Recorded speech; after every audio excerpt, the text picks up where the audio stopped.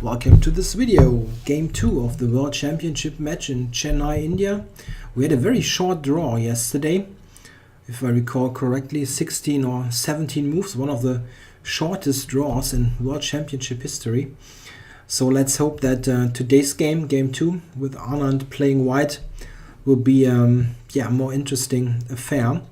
Let's get right to the moves. Anand is white, playing 1e4, no surprise, but you never know. He, in recent World Championship matches, both in Bonn, against Kramnik, against Topalov, and also against Gelfand, he had played d4 frequently, so it wasn't 100% clear that he would play his old favorite, but e4 is the move. And the first surprise comes on move 1 by black here, by Carlsen, playing c6, the Caro Kann. He has played this before, but I only found less than 10 games in the database. I think 7 games, 8 games, something like that. And he very much favors one e5 and one c5. He varies between those two moves. And okay, modern assessments, modern theory is mostly saying that e5 and c5 are the best moves. Carlsen is even on record having said that he considers all moves besides e5 and c5 second rate. Okay, but c6 is of course a viable opening. You've seen me play it many times in blitz chess. c6, okay, the Caro Kann, and Anand goes for knight c3. This is his usual way to combat the Caro Kann. He has played a couple of advanced lines, like e5, but knight c3 is the most common continuation in his games. If you have watched my pre-World Championship series, the 20 games, 10 by each players, you might have seen the game Anand against Ponomarev from the early 2000s, 2003, I guess, if I'm not mistaken, where Vishy played a very nice positional game in the main line here. Okay, knight c3 and Carlsen taking on e4 and playing bishop f5. Pretty much the only continuation played nowadays on the top level. For some reason, knight d7, which is still very solid, isn't played that often. I guess knight g5 is becoming more and more of a problem. But I guess bishop f5 is the main move anyway. Knight g3, bishop g6, and now h4.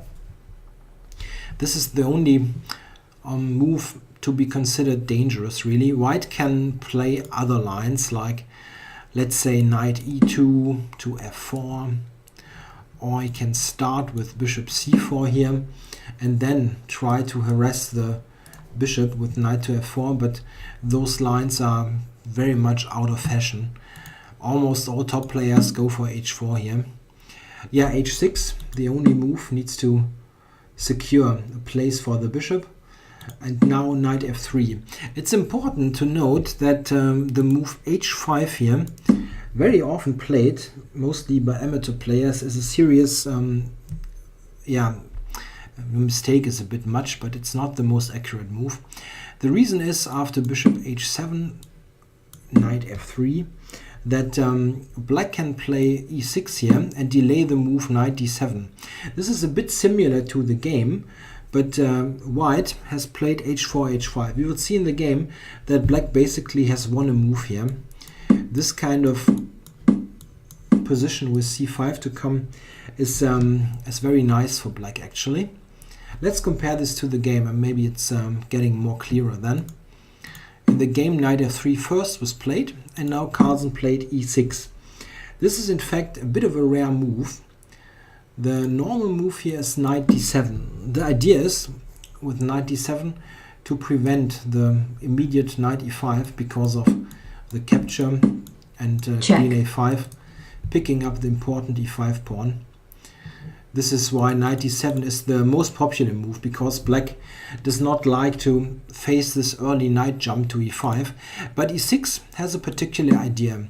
The idea is, after knight e5, gaining this tempo, bishop h7, bishop d3, and this kind of continuation to delay the move c65, or let's say to not play knight d7 early, so that you have the opportunity to play a quick c5 or maybe play knight to c6. Here, if you compare this to the line I showed before with the early h5, this is very similar after knight f6 with the intention of playing c5, but white has not played h4, h5, so black has basically gained a move here. It's a bit difficult to tell all those subtle points apart. Carlsen didn't play knight f6. It can easily transpose. He played knight d7 first, and Anand responded with f4. F4, trying to support the knight on e5.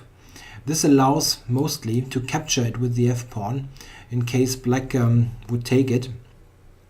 It gains space, but it also puts many pawns on dark squares, also the h4 pawn, which means that you need to be a bit cautious with your bishop on c1. The more pawns you put on dark squares, the more problematic this bishop might become in the long run. Okay, what should black do now? Carlsen wants to play bishop e7 and knight f6, but he first plays check. The nice move bishop b4 check. Why is this a nice move? Black wants to play bishop e7 anyway, but this check is quite annoying for white. You don't really want to play bishop d2 and allow exchanges. This would help black because he's a bit cramped. So white plays c3 and now returns to e7. And okay, black has gifted white the move c3, but this is actually something that black likes to see, this move, because with f4 and h4 it's pretty clear that white will not castle short anymore, and on long castling c3 might be a weakening of the king, and it's another pawn on the dark square. So black has accomplished a little something with this check. Now h4 is hanging, but Anand is ignoring this. Maybe bishop h4 we should have a quick look at. Why is this move risky? If everything else fails, white can take on d7, and now as the queen has to guard the bishop, the king must recapture, and I guess that's enough to persuade black not to go into this. For a mere pawn you have the king on d7, and I fear that there are maybe even more forceful refutations. This alone would no, black shouldn't go for that. He just played knight f6, good and simple move. And Anand now with long castles. In fact, this position before long castles, Anand already had played earlier. He played queen e2 in this game that I found. So long castles is in the World Championships game history. It's a new move, but of course a move that certainly Carlsen could have reckoned with. If you look at the used time, the times are fairly accurate. It's just a matter of a couple of seconds off for both players. You see that Vichy was playing relatively quickly, but Carlsen was basically blitzing the moves. He played everything instantly. So he was very well expecting this position. Of course, easy to expect it if Anand had played it before. So what did Carlsen play now? He played just short castles. And now we come to one point of the game after the short castles where I can explain why I don't play the classical Caro Kann as black. Simply because all the modern lines involve short castling, and I always get real nervous if I have to castle with h6 being played, and I always imagine, okay, he will move the knight away and then g4 and g5 and I'm mate. So I'm a bit of a always too nervous in this kind of positions, but nowadays short castling isn't considered to be so risky in this type of position. So Carlsen didn't hesitate long to castle short. I guess in this position now we need to Here's the position where white could try to play for more than what he got in the game. He played knight e4 here after about 10 minutes thinking time. The question is, what else is there? White could certainly try to make this g4 advance work, and this is also why he played knight e4, at least in general terms. The knight on g3 is not particularly well placed, and you can try to move it and then push the g-pawn. For example, if you want to examine something else besides knight e4, you could think about knight e2. But the question is this quick enough for white to gain anything substantial? Yeah, g4 is of course the idea. What should black do? One thing to consider is the very mechanical answer h5, trying to fix pawns on the dark squares and stopping g4 for the moment, which at the moment could just be taken. Still, maybe along these lines is where white should try to make any progress. It's difficult, however. If you, let's say, queen f3, for instance, intending g4, then you even have to reckon with the capture on e5 and knight g4. Let's just examine this briefly. And with the knight on g4, white will never play his pawn to g4. Still, it's a complicated position. So maybe around here is the way to look for improvements. Knight e4 is not a bad move. It just seems to be a bit too tame to really go for anything substantial. Carlsen took now on e5, logical move. In fact, what you need to do is you need to also examine knight takes e5. This is an alternative. The point is that after f takes e5, we get the game position, but white could also think about taking here. The interesting point is after bishop f6, f takes e5. The question is, what should black do now? Taking on h4 is a risky decision, and you could also think about this move, because, okay, it's a pin here. White, of course, after bishop takes, doesn't need to capture. He can play this counter sac. And, okay, this is an interesting line, but why should black allow those kind of things? On move 15, Carlsen's solution is much clearer. He just took on e4, as mentioned. White recaptures, and then the capture on e5. So we get all knights off the board, and white now takes with the f-pawn. It's a very logical decision. You open up your bishop, and you capture towards the center. You can also think about d takes e5, but in this concrete position, the problem could be that after queen d5, again this move, this combined attack on a2 and the queen basically forces the trade, and then we get to an endgame, which is similar to the game, but white has a pawn on f4, and it's questionable if this is in any way attractive to him, especially if you consider that black again has this counterplay. I don't know, I think the game is better in comparison. We see after f takes e5, queen d5, it's quite similar. White now needs to trade because a2 hangs. So we have the trade, and Carlsen recaptures with the c-pawn. Yeah, capturing towards the center and having this idea in mind. It's a type of minority attack on the queen side. So we have an endgame, and we should put the next move on the board. This is in fact a very important move, and a move that amateur players can easily miss, but it becomes second nature to you once you have understood the ideas behind it. Anand now played, and very quickly played, h5, and this is as mentioned an almost automatic move in the structure. What white tries to do is to fix those two pawns, the g and h pawn, on dark squares, so that his bishop can attack them, 2 pawns, attack them in the long run. Very deep into the bishop endgame, those pawns can be a target. If white would not go for that and play some slow move, let's say something like that, black will play h5 and prevent that, and will fix even more pawns on dark squares.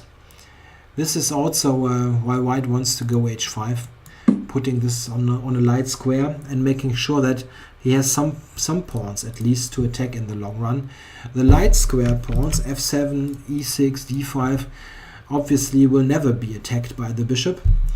So we have a position here that it's, I guess, balanced, simply because black in the long run enjoys a good minor piece on e7, but he suffers from the lack of space. White has this cramping pawn on e5, and those two factors somewhat cancel each other out.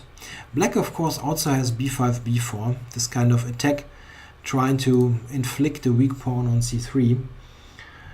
The thing is, the issue with bad bishops, with this kind of bishop, where you always read, okay, they're on the same color complex as those pawns.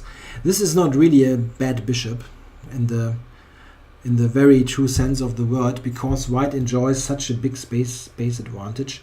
If you have a space advantage, it becomes less important that your bishop is on the same color complex, simply because with this much space, it's difficult for the other side to enter your position. If you imagine this position with all rooks off, then how should black make any sort of progress? He can push the king to c6, play b5, and white just sit and waits, and nothing basically will ever happen.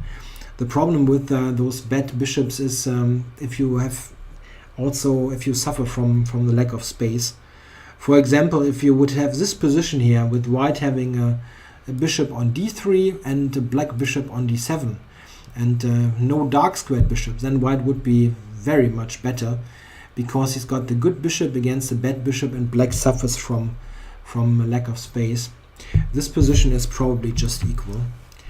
Let's see what happened. Carlsen plays b5, starting his counterplay on the queen side, and rook h3, very typical, using the rook on the third rank here or here.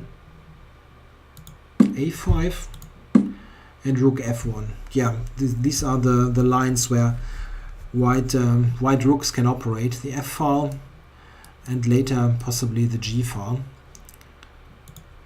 Rook c8, intending b4, and now rook g3 was played. And in this position, white has a very simple idea, obviously. Just bishop h6. And what should black do? Very easy solution. You need to move the king, obviously. King to h7. Now Anand played rook g to f3, attacking f7. And if you haven't seen the game before, a nasty suspicion might creep into your mind. Yes, you need to cover this pawn, and the best way to do it is actually king g8. And now Vichy played rook g3. And deja vu, we had this before, king h7. And unfortunately exactly that happened. Here the game was drawn. So we have yet another draw, rather quick draw, 25 moves.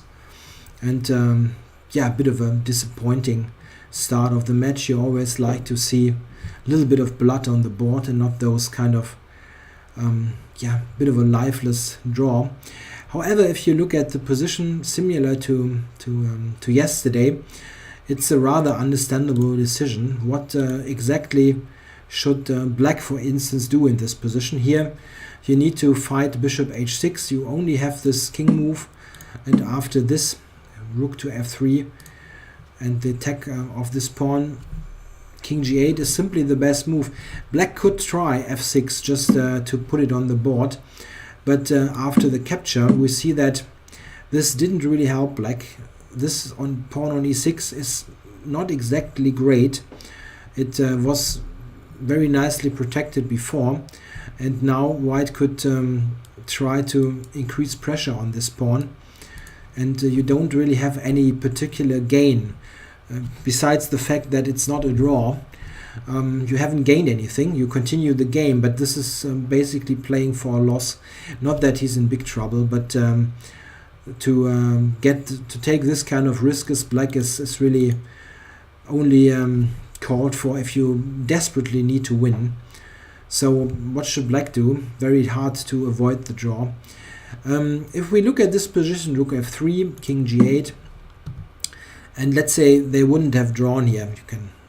Now it's a technical draw because of threefold repetition, but let's say white would go for another plan, playing g4 and g5. This is something that white can try, and basically the only thing that white can try.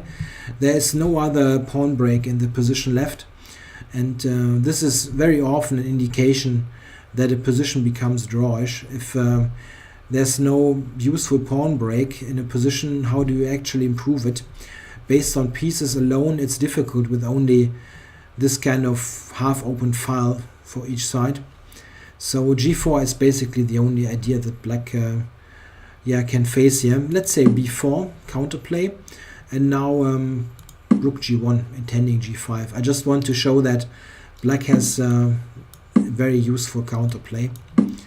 This is just a weak pawn. Note that white already has a clear weak pawn, while black has no such thing. He's just trying to justify his play with g5, but this is all he has. Let's try that. g5.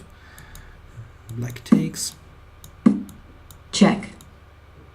Yeah, just to show the general idea. And now, there are more than one possible. There's more than one possible way to play. Black can also just try to immediately initiate counterplay with rook c8, and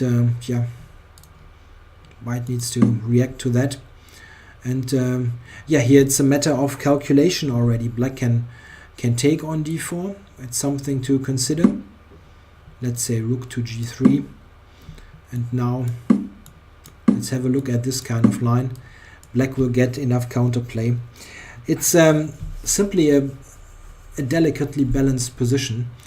Maybe they should have played this kind of line out to show that it's a draw, but it's simply taking a bit of risk that is can really backfire in such a match. As mentioned, white already has a clear weakness here on c3, and if something goes wrong in your counterplay here with g5, you might end up worse. So I understand the decision to go for the draw. It's a bit of it's a safety first approach, but this kind of match format with 12 games really means that losing is not too comfortable. You only have a couple of games to come back, so draws are not the best, not the worst result possible. If you're in a position where not much is happening, it's probably just wiser to take a draw than to gamble on something that basically isn't there. Alright, so tomorrow, Monday, will be a rest day, so we'll be back on Tuesday with game 3. Carlsen again playing white, and I personally expect that he will play e4 on move in game 3, and not knight f3, g3 again. This very cautious opening with white by Carlsen is not uncommon in World Championship matches. You often see that the first game is played really cautiously because you really don't want to do something stupid and lose the first game. If you remember, for instance, Kramnik in Bonn 2008, the first game, they had a Slav on the board, and Kramnik actually played the exchange Slav and basically did nothing as white, just trading pieces and trying for a little something that never was there. Not the most exciting decision, but it's probably good match tactics to not reveal your cards too early and just play it safe in the first game. Alright, let's hope for the spectators' point of view that the third game will be more spectacular. Thanks for watching. I'll be back on Tuesday.